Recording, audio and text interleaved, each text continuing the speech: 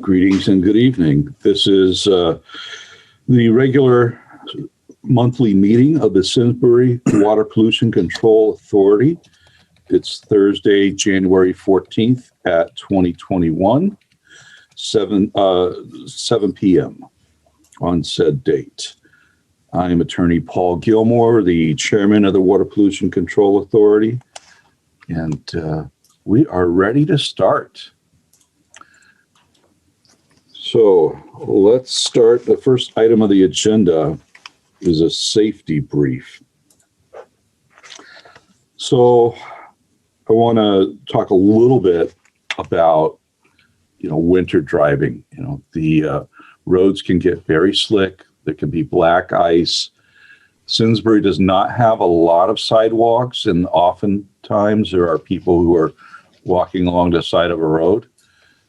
So especially at times like, near dusk and what have you, just be very mindful, when you're, going around, bends or what have you, just to keep your eyes out and open to make sure that your path is clear and that everyone's safe.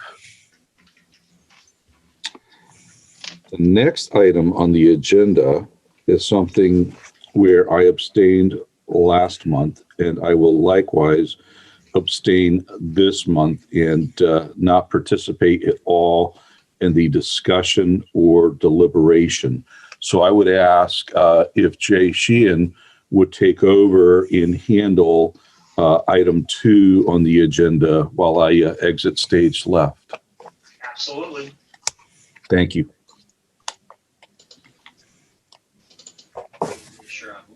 Item 2 on the agenda, so handling it well. I'm opening my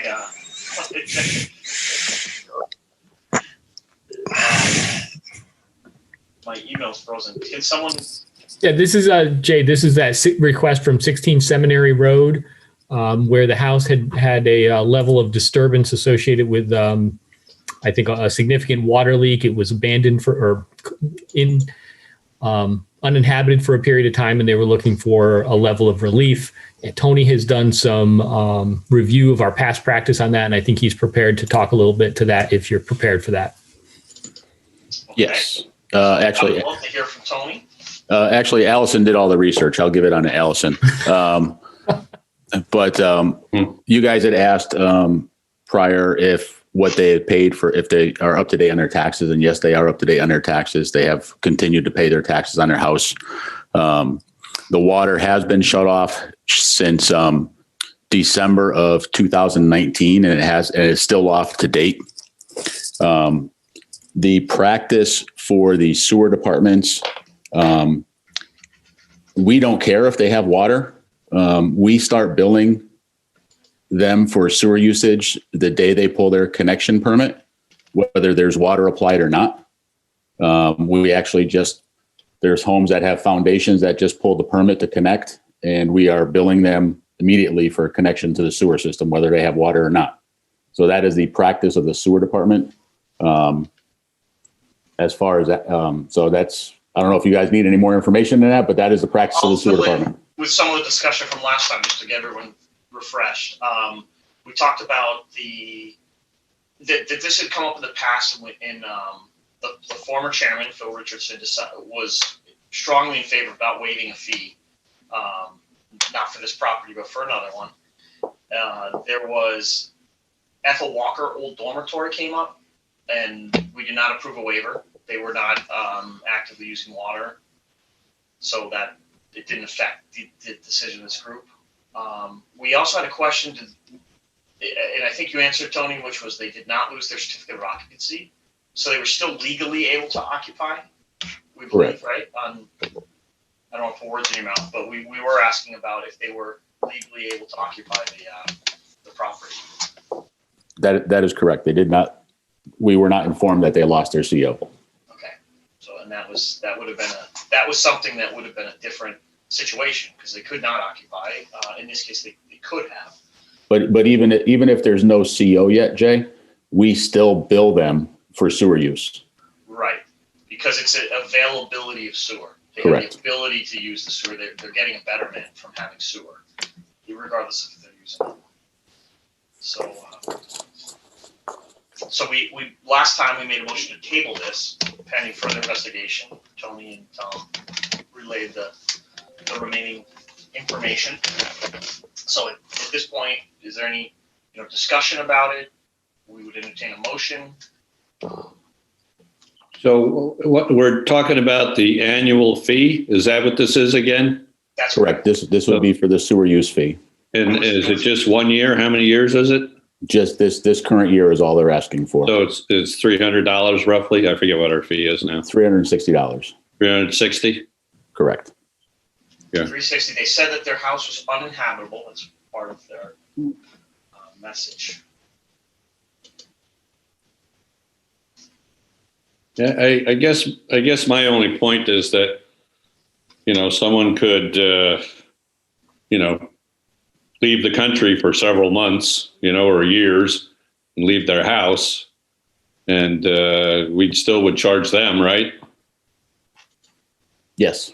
Yeah. So I mean, I don't know. I feel bad about their situation, but again, I don't know.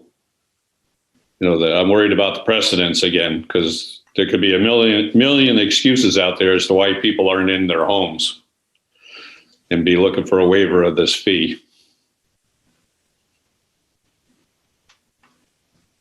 That's reasonable thinking. That's very true. Any other thoughts?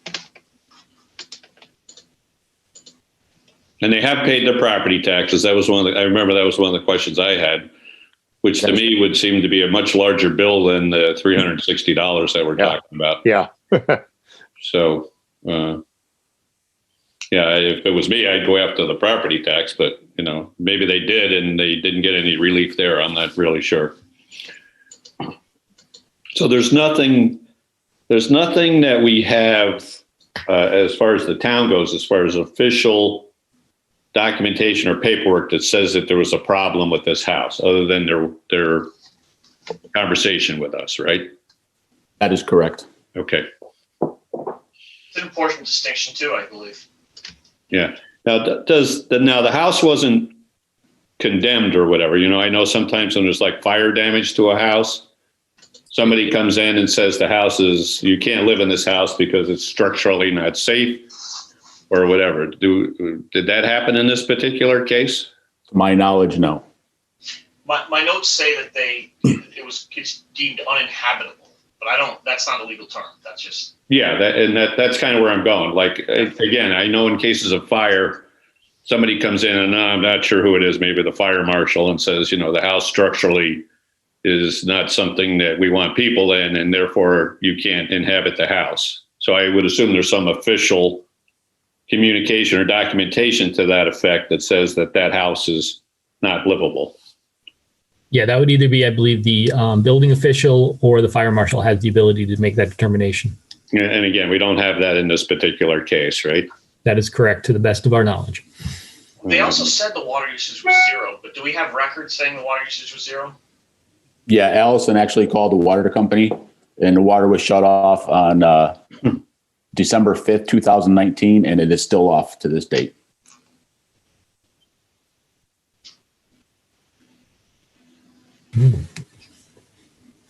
Now, when did they say this happened again, that the house had the issue? What was the date? I want to say it was sometime in the late summer of 2019. Okay. I wonder if it's too late for them to get somebody in there to say that the house is not livable, inhabitable. And then we would at least have that to go on if we wanted to give them relief. But again, even that, if we do that, we're changing how we're billing people to set up to bill, because whether the house is inhabitable or whether a structure is inhabitable or not does not mean that we're not billing them. Like I said, we just put out bills for the townhomes in Highcroft Place that are not inhabitable yet because they don't have a CO, but we're billing them already. Yeah. Yeah. Allison, do you remember the specifics, or were you able to find the one that was discussed under the previous chairman? For which one? I'm sorry. I just remember there was one that was deliberated on probably a little bit before Tony arrived. It was under Phil, where it was a very similar situation where for some reason the house was uninhabited for a period of time and they had made a request. And I think it was Ethel Walker. I did not. Okay. Yeah, no, I remember the discussion on Ethel Walker and very similar to this, but at one point historically, I had Okay. recollection of one that was related more to a residential home. Yeah, Ethel Walker, actually, that was with me, and that was with their the replacement of their dormitory. They were abandoning a dormitory, and they were going to mothball it, and they wanted to get relief from that. Yeah, I seem to remember that one. Well, I guess this is more, this kind of points more to our need to go to a metered water usage billing system, doesn't it? I don't think so. No? Just because of the fact that probably half the town isn't No, I know. I'm just metered saying. anyway, so it would be a hard thing to do.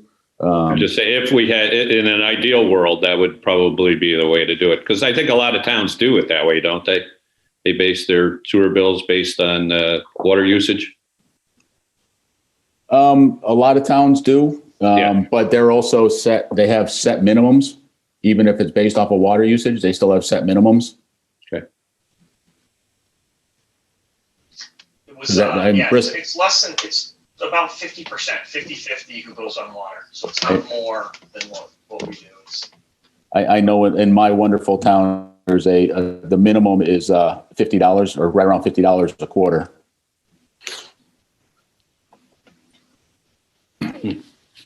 Which isn't too far off what our annual bill is anyways.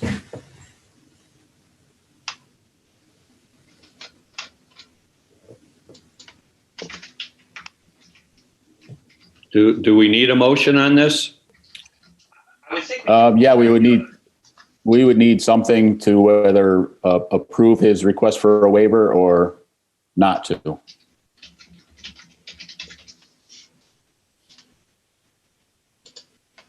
Okay, well, I'll get it started. I'll just say that I'll make a motion that we deny the request for waiver due to the fact that it might set a precedent under similar situations that would be difficult for us to manage. Okay, so there's a motion on the floor. Is there a second? There's a second from Jacques. Do we have any more discussion? Comments? Hearing none. All those in favor, please raise your hand and say aye. Aye. Aye. Opposed? So a motion carries unanimously to deny the request for waiver. I don't know if Paul is considered an abstention. With one extension from the current chair. And with that, Mr. Gilmore, you're welcome to recommand the meeting. Thank you. I appreciate that. And so now I'm rejoining the meeting.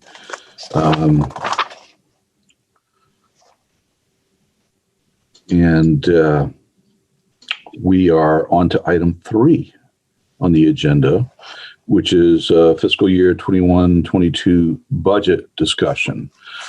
Tony, you want to take the lead on this? Sure. If you guys haven't taken a look at the spreadsheet that we sent you, but there is quite a few changes. We basically kept our budget at 0% increase. Just due to everything else that's going on, we made a lot of adjustments with several line items. Instead of carrying a little extra for like natural gas, water charges, facilities maintenance, things like that, we cut way back instead of having extra funds available to more of what we're actually doing. And we actually shifted around a couple of items. The town decided to start back up the CNR program for our department. So you'll notice that we have a CNR line item now with $95,000, which that took money out of the machinery account and put it into there. And also small amounts out of our capital project. The Tungus force main relining is in there because it's less than the 100 and I think it's 150,000, Tom, or is it 250,000? Anything less than $250,000, they want to be in CNR. So that's I think where it's that is. 200. Split the difference. Okay. But basically, we're staying pretty flat. Capital project wise, you'll see a really large number there. It's actually, we have $750,000 put in there for the berm modifications if we get the brick grant approval. So, but if we do not get the brick grant approval, we are not going to go ahead with that project at this point in time. So that $750,000 would come out of that. $600,000 of capital is to finish the sewer lining in the Terrafil section of town. And that's pretty much our capital projects at this point in time.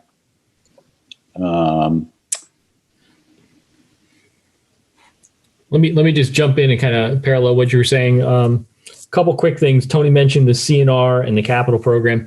Really, it's just a different way of accounting. The CNR is capital non-reoccurring, which is that 10,000 to 200,000, and then capital is just being tracked by our finance department separate. All of the funding is still coming from our reserves and assessment fund. I think the real key is that those combined funds right now are at about $7.5 million. I think we've done a real good job. And as Tony mentioned, that we took out some of the flexibility, we'll say, with some of the accounts, such as the natural gas and the electricity, and we're targeting to be a little bit more accurate. And I think that's just given we have a pretty good track record for these things. And in the event, if we did run short, we would be able to request a transfer back from our reserve fund. So it's just an accounting process. But I think, again, I think kudos to everybody involved in terms of, keeping this budget really lean without sacrificing any of the services that we've been providing.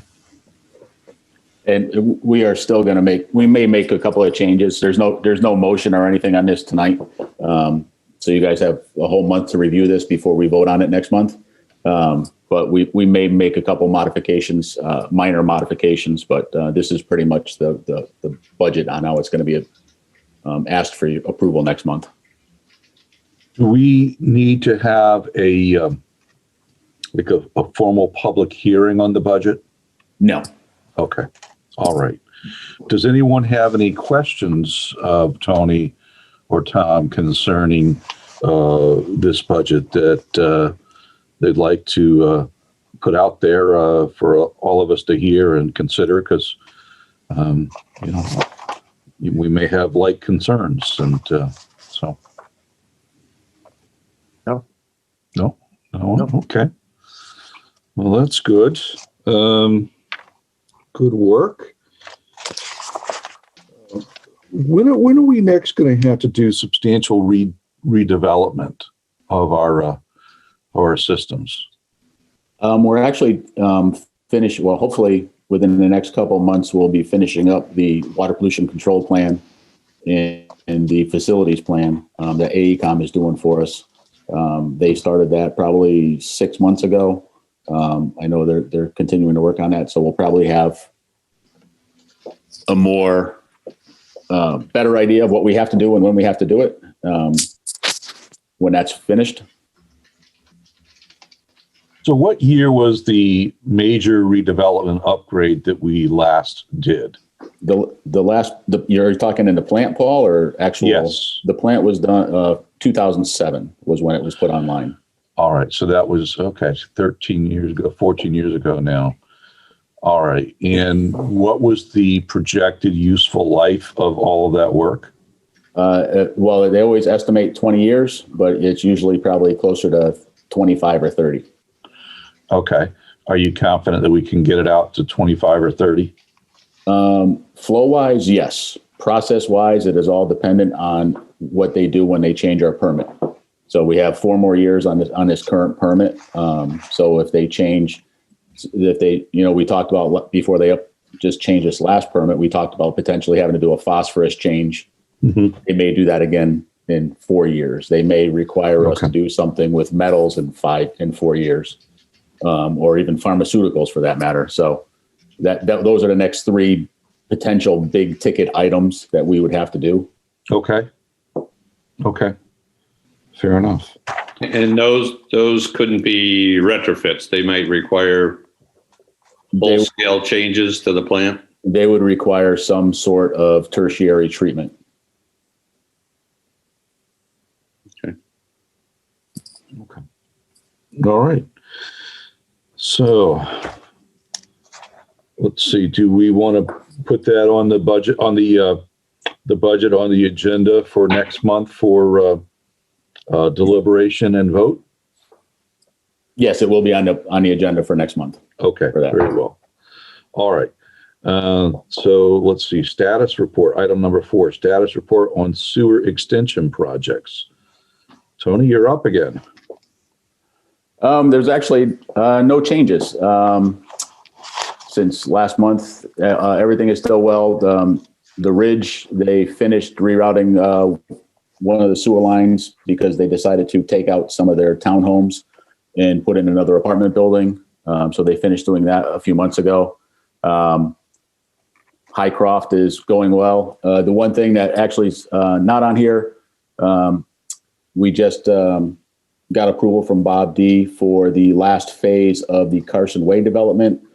So there will be a developer's agreement for Paul and or Jay to sign regarding the phase. I think they're calling it phase 3, but it's the Griswold Place House. Is that what it is?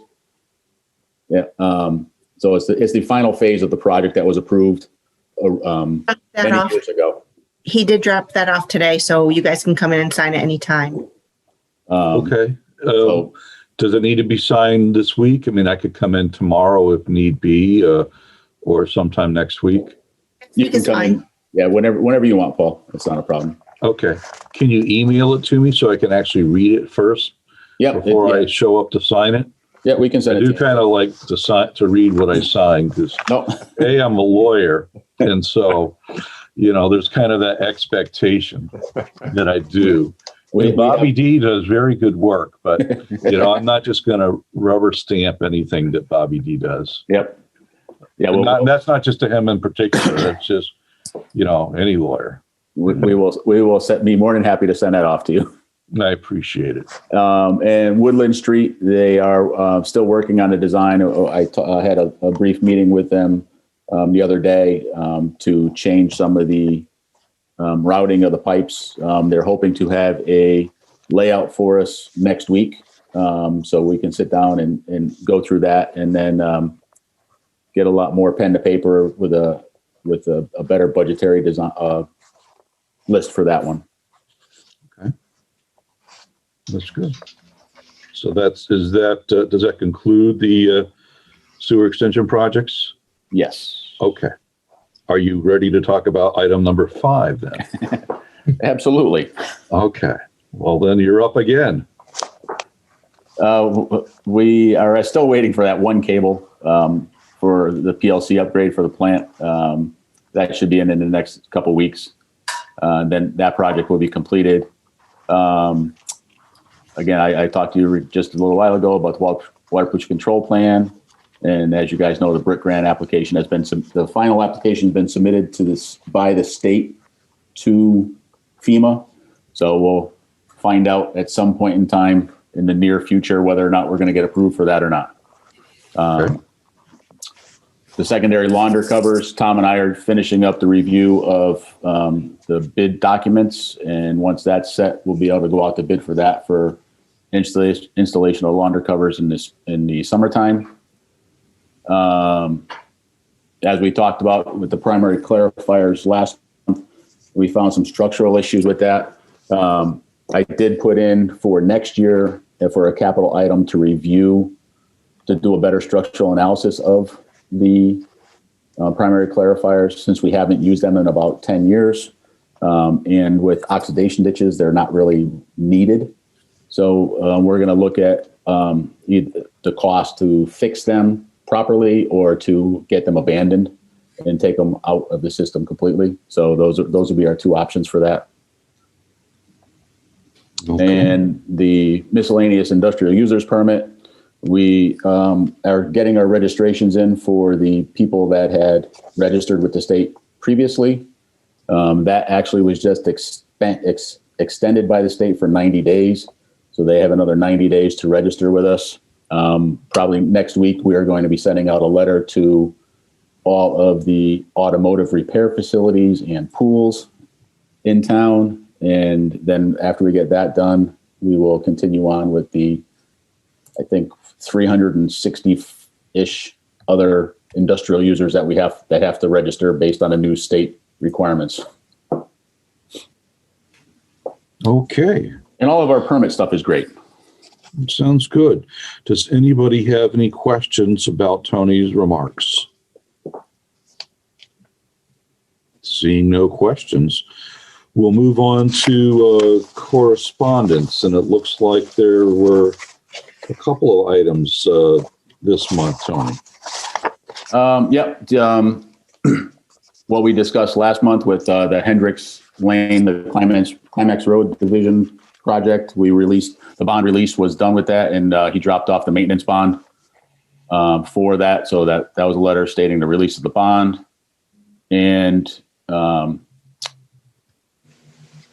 for Pine Hill homeowners, they had an issue internal in their system that we went out and cleaned, and we could not fix the problem. There was a large root intrusion at the system backflowing again, but we told them that they really need to take care of that problem.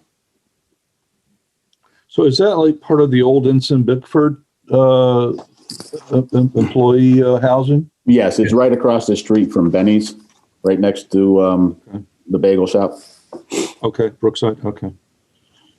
All right. Those are the best bagels in the greater Hartford area, by the way. So let's see. On the Mansour Prime properties, did he actually pay that 5% amount for the maintenance bond? Yes, he dropped that off last week. Okay. All right. So we're good there. All right. Does anybody have questions about the correspondence? All right. Seeing no questions, let's move to item number 7, December meeting minutes and possible approval.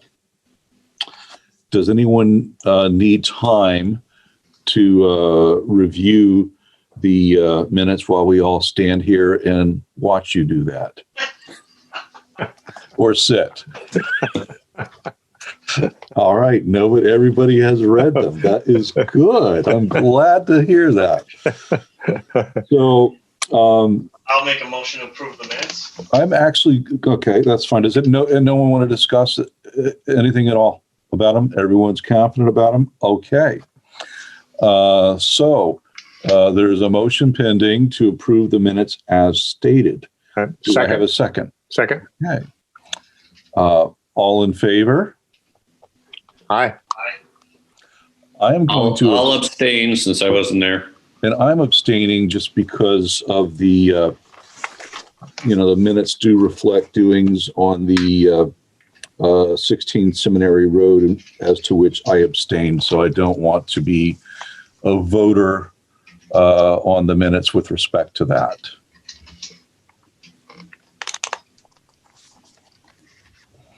So, but we had a quorum and we had a majority vote in favor of the minutes with 2 abstentions. And so the motion carries.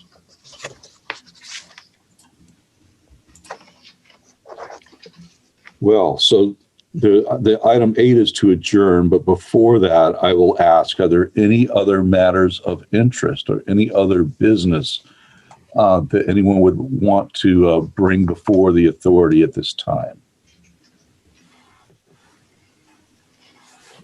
Okay. Seeing no further business, we're up to item 8, which is an adjournment. If we have a motion for same. Motion to adjourn. Jay, I can always count on you to make that motion. Can I have a second? Second. From the good doctor, we have a second. All in favor? Aye. Aye. All right, so we are adjourned, and we can turn off the live streaming and or record.